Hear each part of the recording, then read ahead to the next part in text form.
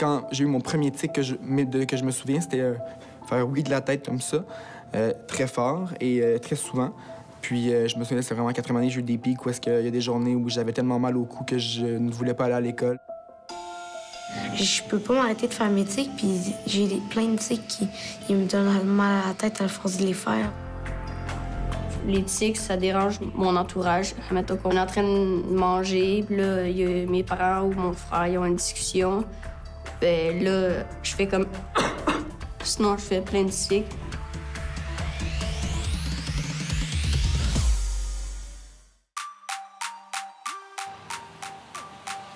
Le trouble Tourette débute dans l'enfance.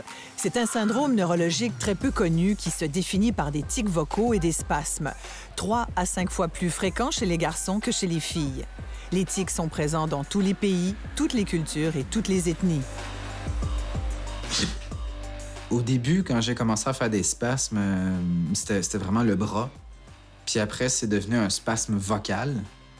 Puis après, le vocal, il est parti. Puis c'est ce que j'ai en ce moment. J'ai commencé à avoir les premiers symptômes du syndrome Gilles-Tourette plus tôt que le diagnostic qu'on m'avait posé. En secondaire 1, c'est là que ça s'est vraiment... que ça a explosé. Hein, j'ai commencé à faire des spasmes vocaux, moteurs, et on parle de 1200 à 1400 par jour. Les premières années du primaire, il n'y avait pas de tics. C'était le comportement qui était difficile. Il était très opposant, très impulsif. Il y avait beaucoup de difficultés à se taire. À l'époque, je savais que j'étais tannant et j'arrivais pas à le contrôler. Il y avait quelque chose qui était plus fort que moi. Et je le savais parce que les gens me le disaient, il est turbulent, il arrête pas de bouger ou il est hyperactif. Je me souviens à un moment donné que une prof nous avait appelés nous disant « Là, on n'en peut plus, venez le chercher ou...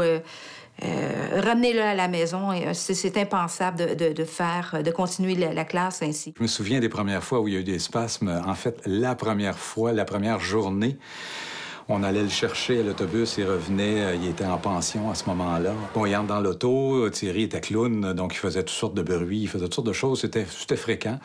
Mais là, ça n'avait plus de bon sens parce qu'il était derrière, sur le siège arrière, puis à tout bout de champ, c'était...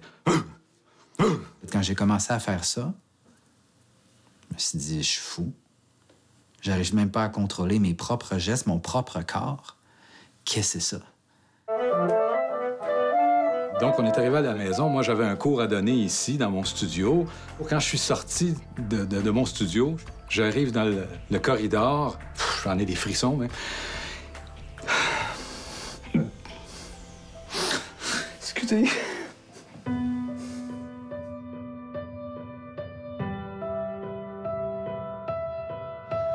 Je suis monté, il était dans le corridor. Et puis, Joanne était accroupie sur Thierry pour essayer de le réconforter, mais en même temps diminuer les tics qu'il y avait. C'était un tic aux 2 secondes. Donc, c'était sans arrêt. On sentait qu'il ne pouvait rien maîtriser de tout ça. Ça, c'est un tableau à oublier, mais ça n'a pas l'air que ça fonctionne. Mes parents, en général, ce qu'ils faisaient pour me calmer, c'était soit de me prendre dans leurs bras, vraiment d'arrêter de bouger. Puis là, bien, ça dégénérait, là, cette affaire-là. Fait que là, à ce moment-là, on a dit, ah, écoute, on rentre, on va à l'hôpital immédiatement.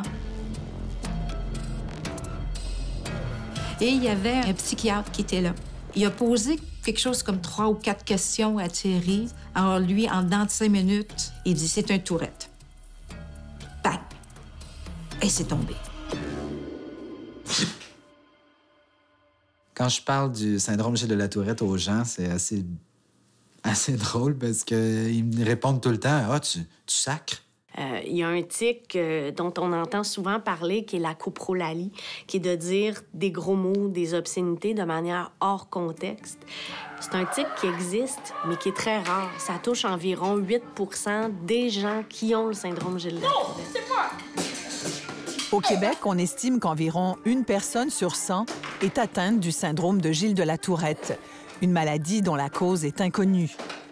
Le trouble Tourette est souvent associé à d'autres problèmes psychologiques.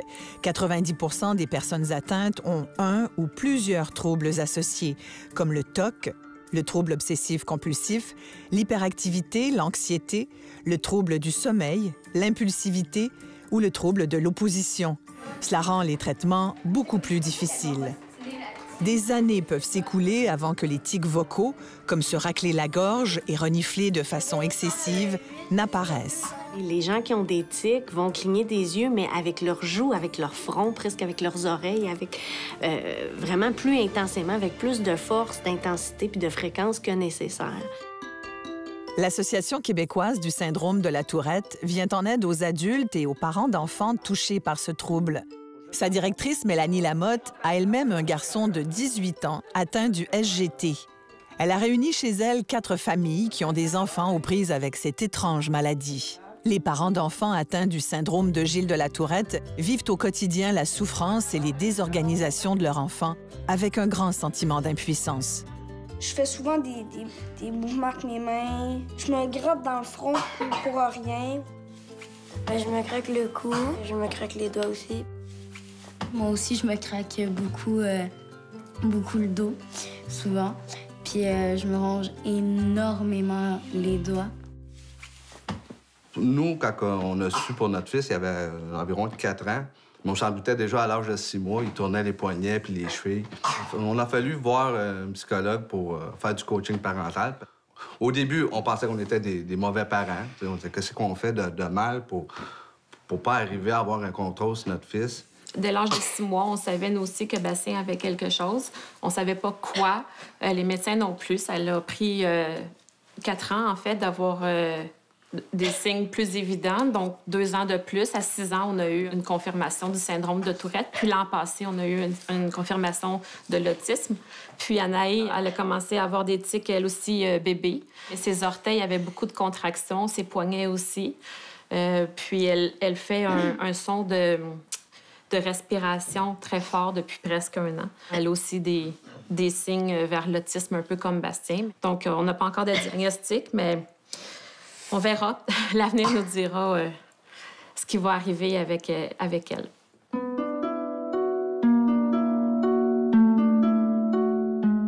Il est très conscient de sa maladie depuis son tout jeune âge. Je me rappelle, entre autres, qu'il frappait Joanne.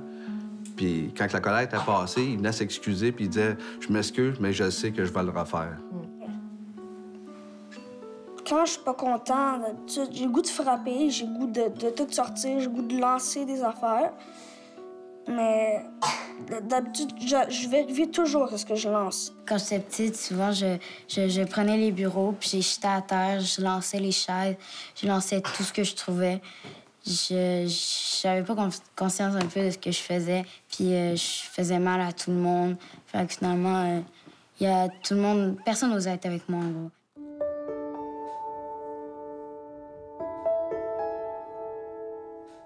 À tous les jours, il va avoir des épisodes explosifs, des crises pour des riens, souvent lui-même, au départ, ne sait même pas pourquoi. Il va avoir voulu monter les marches avant nous. Il va avoir voulu toucher à la poignée de porte avant moi pour ouvrir la porte avant moi. Et ça déclenche une grosse crise. Un Père Noël. Un sapin de Noël. Souvent, l'impulsivité, ça se manifeste de 3 façons. Soit au niveau verbal, on a tous des gens qui n'arrêtent pas de parler. Un humain. Non. Une tête. Un soleil! Ça peut être aussi au niveau comportemental, donc de toujours bouger. On a l'image de la personne qui va pas inhiber son comportement, qui veut prendre un objet, qui va le prendre, qui attend pas son tour, etc. Puis l'impulsivité qu'on retrouve plus chez les gens qui sont atteints du syndrome de la Tourette avec les épisodes explosifs, c'est vraiment l'impulsivité qui est émotionnelle. C'est comme une montée d'émotions qu'on n'est pas capable de calmer. La tête représente la colère. Le volcan représente l'explosion à l'intérieur du corps.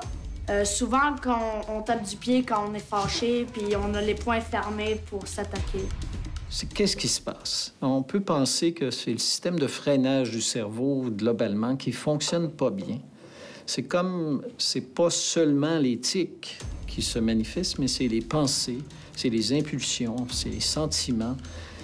Tout ça sort et la personne n'a pas assez de contrôle. Noah, quand il était plus petit, il y a une époque, il y a eu énormément de violence. C'était quotidien, c'était des coups, puis c'était sournois, là, toujours, quand on s'attendait le moins. Ma mère, elle m'a montré un jouet, puis j'ai regardé les affaires, puis je sais plus qu'est-ce que j'avais dit, puis elle me l'a enlevé, fait que là, je l'ai frappé. En général, il le sait, il sait très bien ce qu'il a fait. Et puis là, il vient s'excuser. Ça finit par se passer. Mais disons que ça ébranle tout le monde dans la maison. On dirait qu'après ça, on n'a plus d'entrain, on n'a plus le goût de faire rien. On est sur le choc, là, finalement. Là, des trous dans les murs, comme beaucoup d'entre nous en avons eu à la maison, on vient encore d'en réparer. Et dans notre cas, nous autres, c'est une tempête qui t'as pas le choix d'attendre qu'elle passe. C'est comme une tornade, puis après, on ramasse ce qu'il y a à ramasser, mais il n'y a pas vraiment moyen de tempérer les choses, là. Ça fait de la peine parce que j'aime pas ça, parce que je me dis que c'est moi qui ai fait ça aussi. J'ai l'impression que c'est moi qui ai fait la chicane. Mais c'est pas ta faute. Mais c'est pas ta faute, Noah. Jamais, jamais, jamais ça va être de ta faute. OK. OK? C'est sûr que quand il faisait des crises, quand il était plus jeune, on le voyait. C'est la crise, puis après ça, il revient à lui. Il a honte. Il est triste, il se sent pas bien, il se sent malheureux, il veut plus vivre. Je l'avais plus, cette maladie-là, trouve une solution, j'en veux plus. Même à 4-5 ans, il parlait de se tuer. Puis on se disait, voyons, qu'est-ce qu'on fait de pas correct, là? Qu'est-ce qui marche pas, là? Parfois, on m'agace sur mes tics ou sinon sur ma façon de faire les choses. Juste une petite quelque chose qu'on me dit, puis je vais péter une coche immédiatement parce que le verre est complètement plein. Souvent, ceux qui m'énervaient, ils me traitaient de nom, puis tout, puis ils essayaient de me tester, ils me frappaient pour me tester, puis tout. Fait que moi, j'aimais pas ça, puis j'étais pas bien à ce moment-là. J'avais envie de partir dans le corps d'une autre personne, c'est pour être tranquille. Mais j'étais pas capable d'aller nulle part, puis ça finissait qu'à un moment donné, je pétais ma coche, puis eux, ils riaient. Puis après ça, ils étaient contents parce que j'étais dans le trouble. Ça fait depuis qu'elle a 5 ans qu'elle nous dit, après des crises, je mérite pas de vivre, je devrais pas être là, la vie serait plus facile si j'étais pas là, je suis un ange noir. Elle a une identification très noire d'elle-même, ce qui est un peu lourd à vivre aussi comme parent ou comme intervenant. Donc, nous, notre travail là-dedans, c'est de lui dire qu'on l'aime inconditionnellement.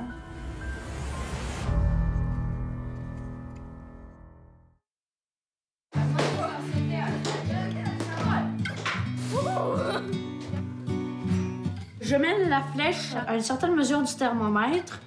En bas, c'est une zone de confort, tandis que le jaune a une fragilité. Et le rouge, c'est quand je suis en surcharge d'exploser. Ben, je suis en confort total.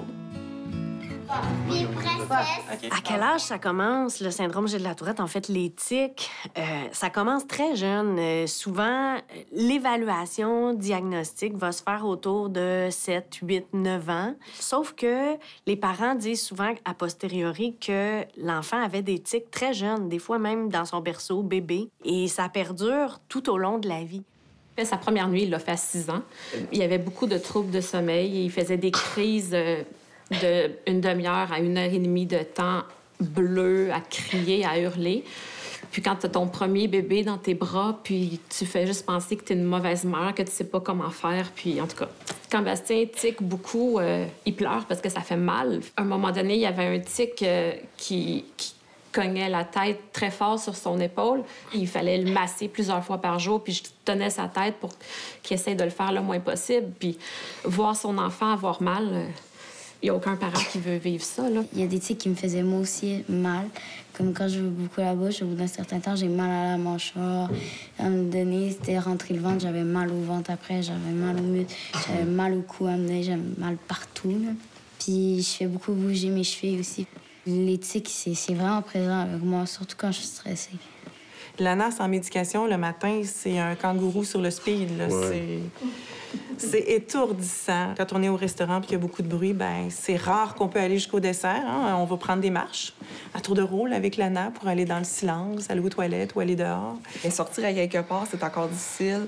Se faire avoir le regard des autres toujours sur nous autres et puis me faire dire que je suis une mauvaise mère en pleine face comme ça là, par des passants que je connais pas du tout. Je l'ai vécu souvent. La fameuse crise du bacon qu'on voit souvent à 2 ans, bien, rendu à 8, 9, 10 ans, bien, on la vit encore, là, tu sais.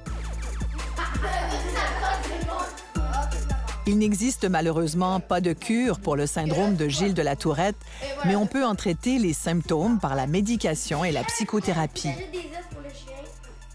On ne sait pas c'est quand l'enfant va faire une crise de rage, une crise de colère. Puis les parents commencent à s'isoler par peur qu'ils le fassent, soit dans un magasin. Des fois, ils sont regardés par leur propre famille, donc ils ne vont plus dans les réunions familiales parce qu'ils ont peur de se faire juger. Je pense que comme adulte, moi, j'ai cheminé, je me suis fait des petites carapaces. Je trouve ça plus difficile pour ma fille qui fait la crise, qui vit ce jugement-là, et pour ma plus vieille fille, Eva, qui, elle, doit vivre le jugement par rapport à sa petite sœur. Adieu, monde cruel! Quand j'ai appris qu'elle avait le syndrome et tout, là, j'ai vraiment commencé à avoir les crises, entendre les gens, même de mes amis que je croyais qui étaient proches de moi, la juger, que je me suis dit, ouais, peut-être que c'est vrai que ma sœur est différente. Puis là, j'ai comme... Ça fait pas longtemps que je suis capable de parler de ma sœur sans m'effondrer, sans pleurer, parce que moi, ça me touche beaucoup. On veut faire le mieux possible avec nos enfants, mais ce qu'on a besoin, c'est du support, de la compréhension, pas du jugement. Rentrez pas vos enfants quand ma fille sort jouer dehors. Elle a besoin de socialiser. Mais ça, on l'a vécu. On a vécu ça. Puis nous, on a continué à sortir notre fille dehors. Dès que je sortais dehors, tous les gens qui étaient dans le rond-point, ils rentraient, puis ils allaient dire que je les avais frappés, mais je les avais même pas touchés. J'avais même pas eu le temps de sortir, puis ils étaient tous partis dans le cours, puis ils m'avaient laissé là. Il y a eu un grand bout de temps, pendant plusieurs années, je vais la porter à l'école tous les matins. Je la regardais rentrer dans la cour d'école, elle s'assoyait sur le trottoir, elle attendait que la cloche sonne. Elle était toute seule, il y avait personne qui y parlait, fait que je trouvais ça dur pour elle. C'est plus le regard que les autres posent sur elle qui peuvent poser sur moi.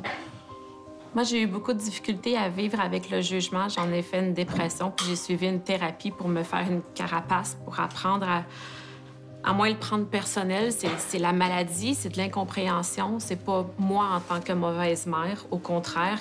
C'est arrivé des menaces d'appeler la DPJ ou la police. Même la police, une fois, est venue pour voir ce qui se passait dans la maison parce qu'il y avait trop de cris.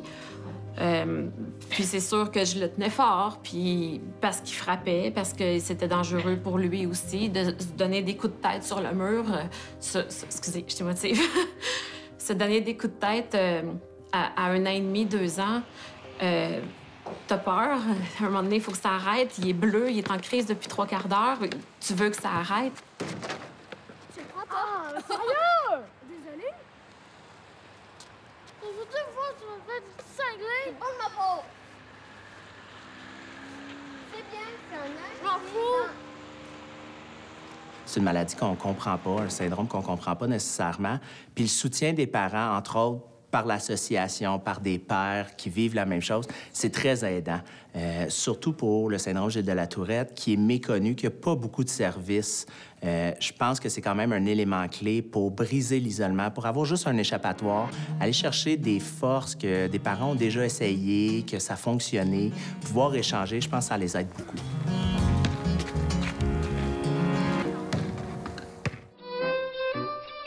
Dès l'âge de 10 ans, Thierry donnait des concerts. C'était déjà un jeune virtuose. Après avoir joué plusieurs instruments, il se consacre depuis plusieurs années à la guitare classique. C'est un musicien professionnel qui a une carrière internationale.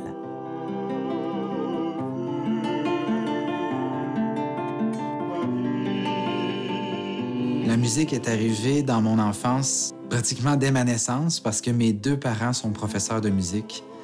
Et donc, j'ai essayé plusieurs instruments avant de m'arrêter à la guitare. Thierry, c'est un garçon qui avait pas, je dirais, le même caractère que la majorité des jeunes. Il avait plus d'introspection, il réagissait pas nécessairement comme tous les jeunes réagissent. Mais quand on parlait de musique, on sentait qu'il était heureux avec la musique, qu'il avait le goût de jouer. Et une chose, c'est qu'il apprenait formidablement rapidement. Vraiment, ça a été un échappatoire pour moi, un moyen de sauvetage dans la situation dans laquelle j'étais. À l'école, les professeurs soupçonnent Thierry d'avoir un TDAH, un trouble de l'attention avec hyperactivité. Ils suggèrent fortement de lui donner du Ritalin. On n'avait pas le choix.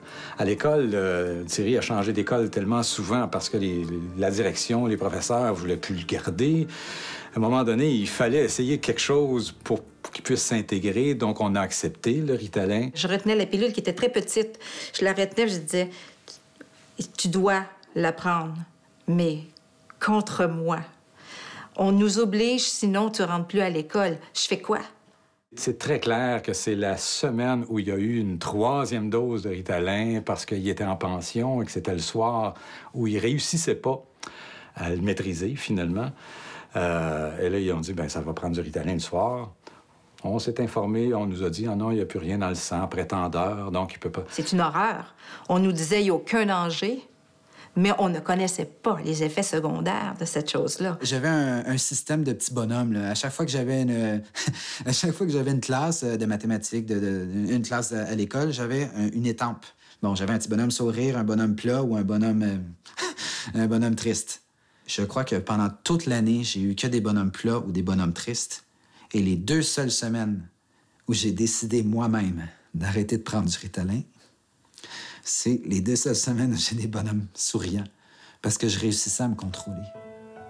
Puis les autres semaines, les autres jours, j'arrivais pas à me contrôler puis je comprenais pas pourquoi.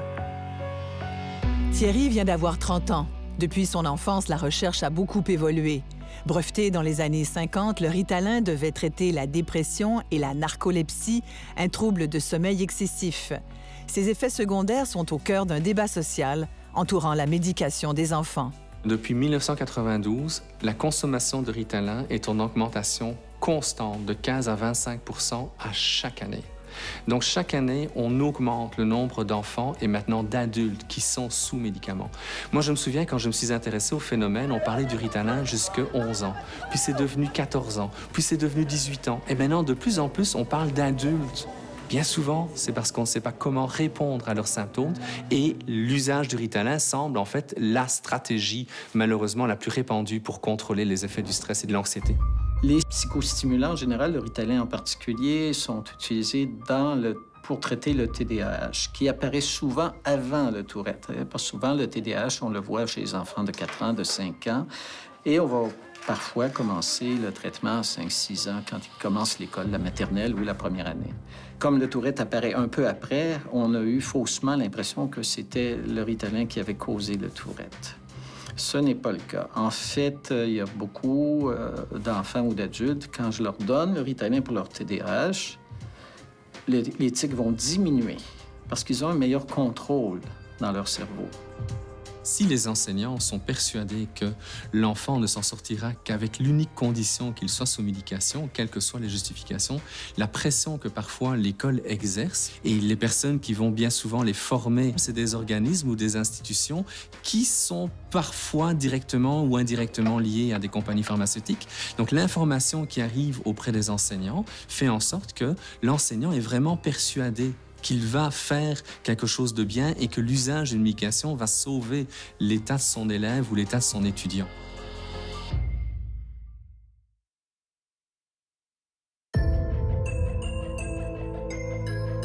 Il y a souvent des gens qui pensent que le syndrome de la Tourette, c'est juste des péteurs de coche. Ils pètent leur coche à rien et ils font rien que sacrer. Ils sont tout le temps en colère, mais c'est pas ça. C'est pas juste ça. Il y a plein d'autres choses qui englobent le syndrome de la Tourette. On dirait que quand les gens me regardaient, j'avais l'impression d'être comme la créature de cirque un peu qu'ils n'ont jamais vu, puis que c'est la première fois, puis wow, c'est donc bien spécial. Des crises de tics, c'est comme des attaques de tics que j'ai.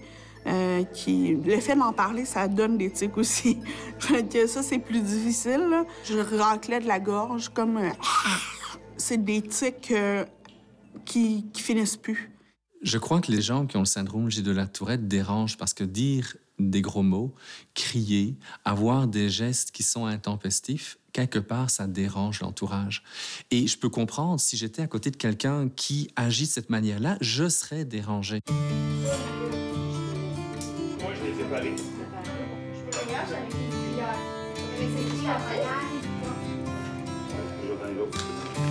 Atteint du syndrome de Gilles de la Tourette depuis l'enfance, Christian Leblanc a seulement été diagnostiqué vers l'âge de 18 ans.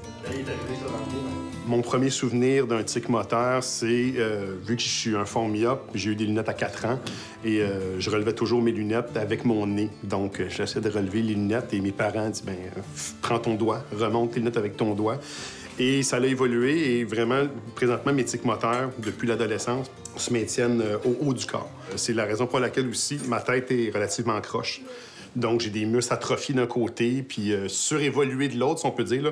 Donc, ma tête, vu que je tique tout le temps de cette épaule-là et de ce côté-là, mais ma tête, tranquillement, pas vite, se met à pencher. J'espère à 65 ans que je serai pas à manger comme ça. Quand je suis vraiment concentré sur une tâche, quand le focus embarque, je suis concentré sur une seule chose, puis on dirait qu'il n'y a plus de place pour le reste. Donc là, je travaille, je vais être 15-20 minutes presque sans faire de tic ou très, très peu de tic. Mais lorsque cet événement-là est terminé, on dirait que toute la pression relâche. Et là, je tombe ce que j'appelle en période de rattrapage.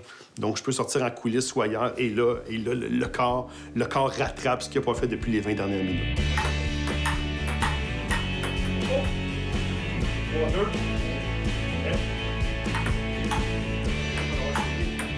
Comme Tourette, j'ai des tics moteurs, j'ai des tics vocaux, mais les troubles associés, donc ce qu'on appelle les comorbidités. Donc, j'ai fait et je fais encore beaucoup de comptage. Donc, c'est une des choses qui peuvent obséder parfois, qui ne m'empêche pas de fonctionner, mais qui est très présent. C'est quoi les points? Pour toi? J'ai un chiffre magique qui est le chiffre 4. Donc, tout aussitôt que je vois un chiffre 4 qui m'entoure, ça me sonne quelque chose. Donc, ça appelle à mon imagination.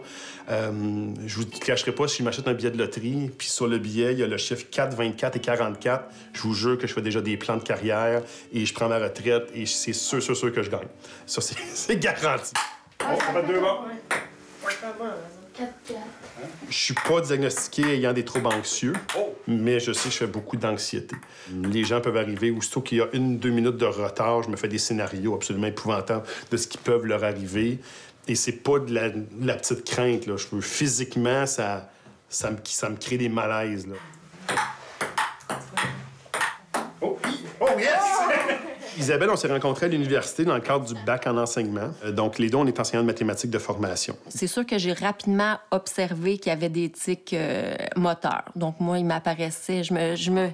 On se fréquentait pas encore, mais le commentaire que je me faisais, c'est « Mon Dieu, il a donc bien l'air stressé, lui. » Une des premières choses que je vais nommer, je veux dire, je sais pas si vous le remarquez, mais j'ai des tics moteurs, j'ai un syndrome de Tourette. N'hésitez pas à me poser des questions en lien avec ça. Après ça, on part, on travaille ensemble, on étudie ensemble. Donc, je me fais toujours à dire, c'est en toute connaissance de cause qu'elle a fait les premiers pas vers moi. Et le charme s'est opéré. Isabelle et Christian sont mariés depuis 20 ans. Ils ont 3 fils. Le plus jeune, Étienne, est atteint du syndrome de la Tourette. Ça a été rapide pour Étienne parce qu'il y a eu vraiment comme un épisode où les tics ont été très présents. Donc, lui, il devait avoir 5-6 ans. Quand là, on l'a filmé, puis c'était vraiment des gros tics au niveau du visage. Le fait d'être papa Tourette d'un enfant Tourette, pour tous les gens qui m'entourent, c'est comme extrêmement bénéfique. Pour moi, ça met une pression différente. Je pense qu'effectivement, je suis le meilleur papa pour Étienne. Ready, set, fuck!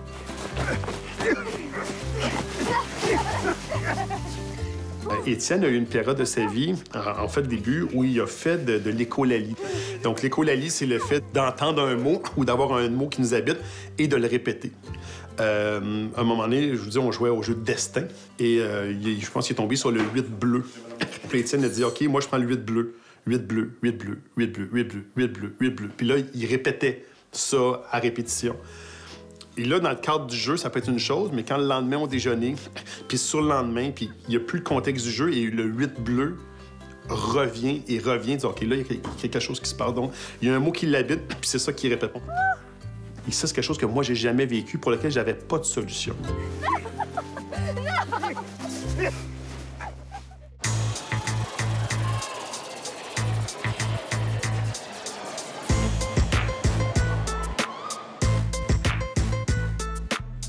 Christian Leblanc est directeur adjoint au Collège du Rocher de Saint-Lambert, où il a enseigné à plus de 1000 enfants. Aujourd'hui, il rencontre des élèves de secondaire 3 pour partager avec eux ce qu'il vit au quotidien.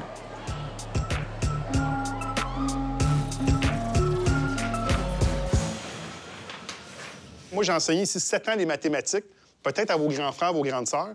J'ai enseigné en secondaire 1. Rappelez-vous, quand vous êtes rentré en secondaire 1, là, premier jour de classe, vous shakez de même, vous arrivez à votre école primaire, c'est pas trop ce qui se passe. Puis là, en plus, en secondaire 1, moi, j'avais des élèves, puis là, il y avait un prof de maths, tuteur, qui bougeait comme ça. Là, il disait, une chose qu'il fallait que je leur enlève de la tête, c'est de retourner à la maison en disant, mon Dieu, qui est cet enseignant, qui est ce spécimen d'enseignant avec qui je vais être pris 180 jours de mon année et là, éviter les crises de larmes et tout, parce que c'est impressionnant quand même d'avoir un enseignant qui bouge continuellement. Et au bout de 3 semaines à peu près, il y a tout le temps un élève qui arrivait. Puis c'est drôle, c'est tout le temps la plus petite de la classe. Puis là, elle me regardait de même. Vas-y, Monsieur Leblanc. Là, je le regardais de même. Oui, je peux-tu t'aider? Oui, je voulais vous dire, vos petits nerveux, j'y vois plus. Je suis content de l'entendre. Parfait, bonne journée. Puis là, à son avis.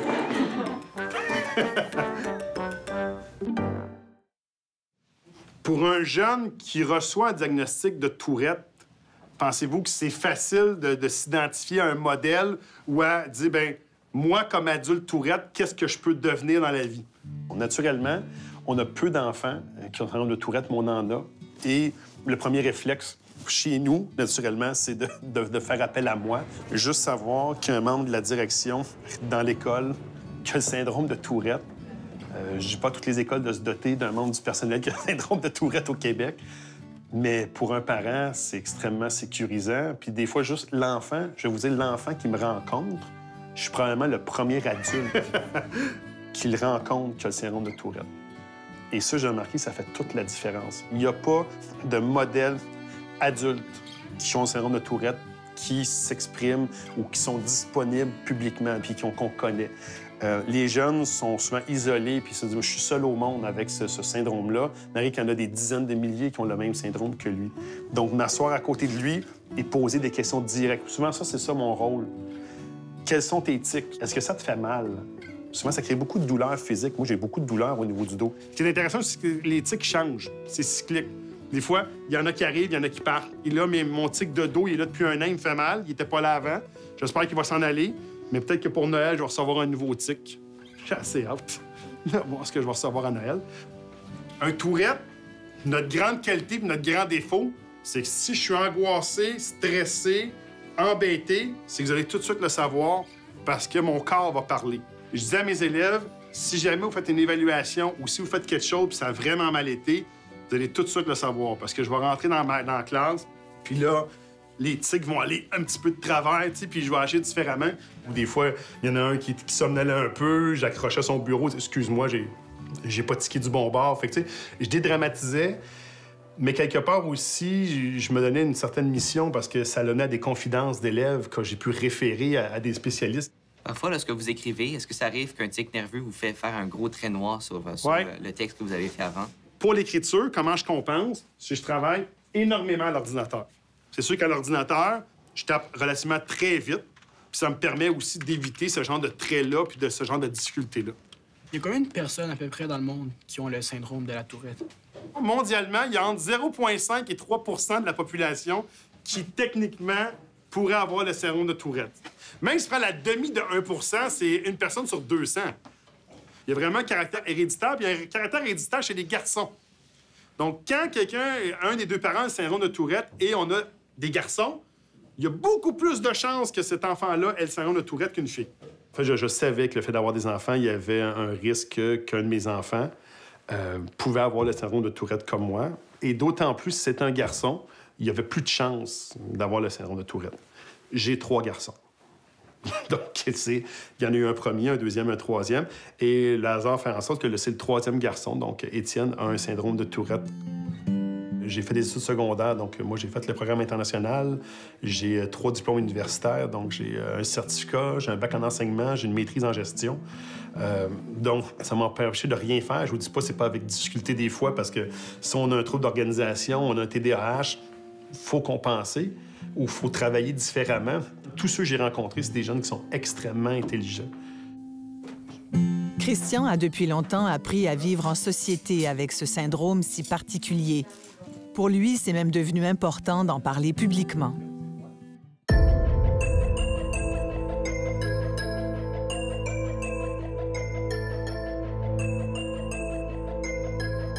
J'étais à mon bureau, j'écrivais, et là, j'ai le bras qui part comme ça.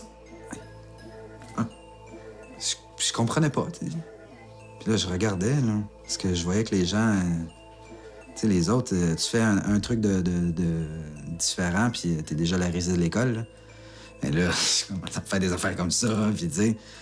Là, je comprenais pas ce qui se passait. Ah, je suis là. Je me rappelle de tout le monde là-dedans.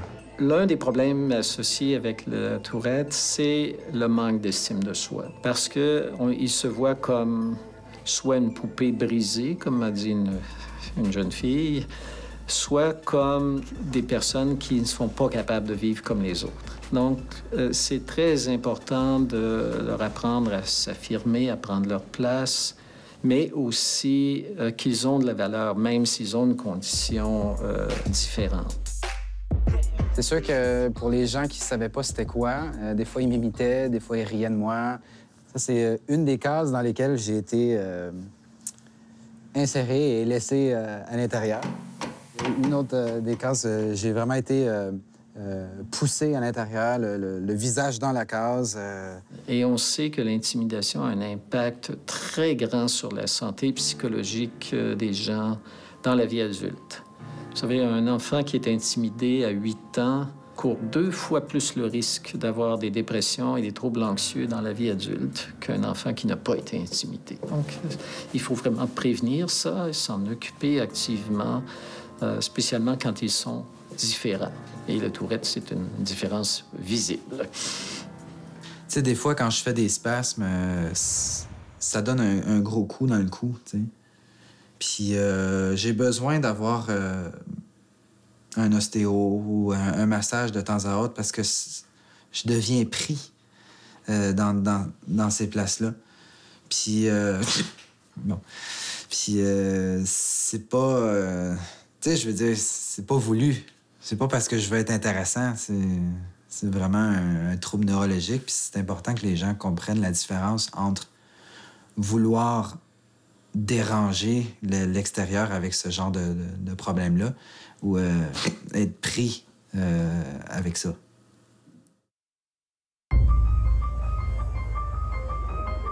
J'ai souvent été très seul. Juste le fait de changer d'école d'une année à l'autre, c'était difficile de créer des liens amicaux. Et les gens ne me connaissaient pas assez et ils voyaient juste le côté turbulent de ma personnalité, c'est sûr. Évidemment, toujours j'ai senti cette espèce de rejet, mais pas juste avec mes amis ou les gens que je côtoyais. C'était vraiment... c'était plus large.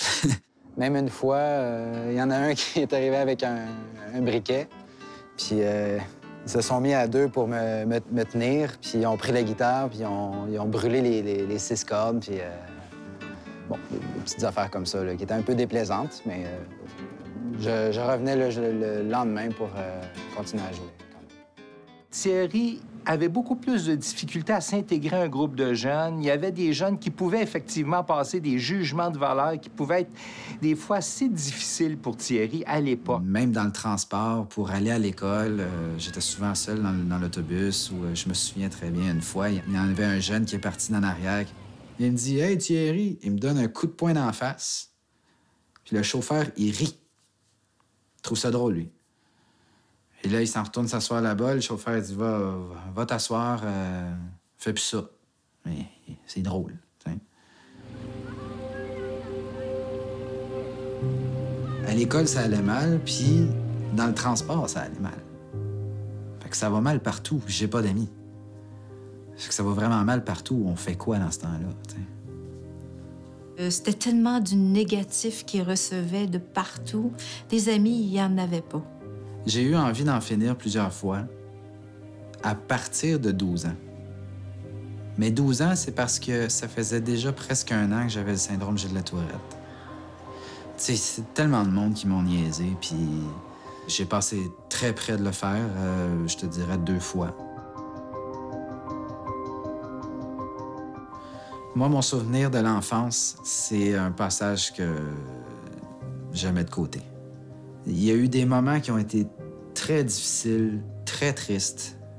Tu sais, que mes parents explosent de tristesse parce qu'ils n'en peuvent plus.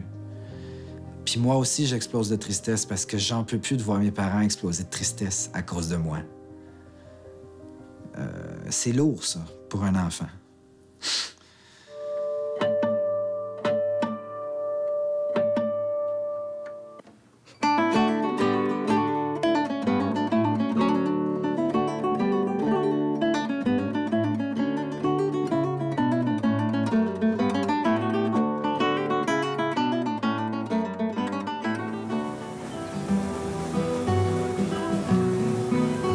Thierry Bégin-Lamontagne vit désormais pour son art, la guitare classique.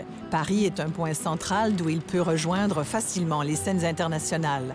Il a réussi de brillantes études en musique et en chant, un bac à l'UQAM, une maîtrise à l'Université Laval avec distinction. Thierry a gagné de nombreux concours dans plus d'une quinzaine de pays. Qui aurait pu croire ça à l'école primaire de Cowansville? Je trouve ça très intéressant de voir la différence des diplômes. Chaque place a sa façon de représenter le succès. Ça me montre que j'ai voyagé beaucoup puis que j'ai beaucoup travaillé pour bâtir ma carrière. Thierry, celle-là. Depuis ma jeunesse, j'ai toujours voulu faire de la musique. Je sais pas pourquoi j'avais déjà ça dans la tête. J'ai envie de jouer partout dans le monde. Je savais même pas quelle était la taille du monde. Je savais même pas qu'il était rond. C'est même avant ça. C'est juste le mot, la phrase. J'aimerais être un des meilleurs guitaristes dans le monde.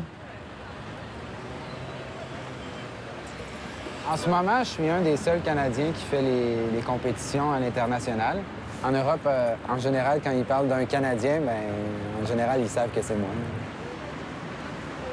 Un gars comme moi, ou une fille aussi qui a le syndrome Gilles de la Tourette, ça se voit pas, puis à un moment donné, ça fait ça, tu vois. Et là, tout d'un coup, les gens se demandent qu'est-ce qu'il fait là, lui? Je pensais pas qu'il était de même. Les gens ils se posent des questions. Ça me semble très négatif d'avoir le syndrome Gilles de la Tourette. J'ai quasiment l'impression que tu peux plus rien faire. Tu as ça, là, puis c'est fini. Tu peux même pas travailler, tu peux même pas sortir dehors. Un genre de côté que je trouve vraiment très dramatique. Puis on parle pas assez de toutes les belles affaires qui peuvent se passer. Le petit côté obsessionnel compulsif amène plusieurs à performer beaucoup dans les sports, dans les arts. C'est des gens créatifs. On dit souvent ça, des gens qui ont une problématique, quelle qu'elle soit. Dans le syndrome Gilles de la Tourette, c'est aussi vrai. Il y a Dr. Doran en Alberta qui, lorsqu'il opérait, n'avait pas de tic, mais en avait constamment en dehors de la salle d'opération. Alors, c'est donc un chirurgien qui bouge tout le temps. On pourrait avoir des craintes, mais pas dans ce cas-là. Alors, il y a beaucoup de gens, des artistes, des gens qui vont être en public, n'ont pas de tic, mais lorsqu'ils sont seuls, ils vont apparaître. Quand je joue sur scène, j'ai jamais de spasme. Parce que je suis concentré à ce que je dis. Je vis un moment où tout le monde me regarde. C'est bizarre parce que c'est controversé. J'aime pas non plus être trop regardé parce que j'ai l'impression que ça me stresse. Tu sais, les gens me regardent, faut pas que je fasse de spasme. Mais là, c'est un moment où je sais que je ne ferai pas de spasme. Et les gens me regardent.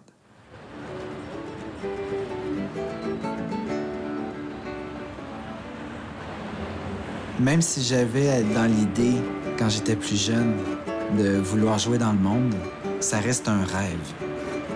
De là à me dire que mon parcours scolaire allait me rendre là où je suis rendu aujourd'hui, ça, je pouvais pas l'imaginer.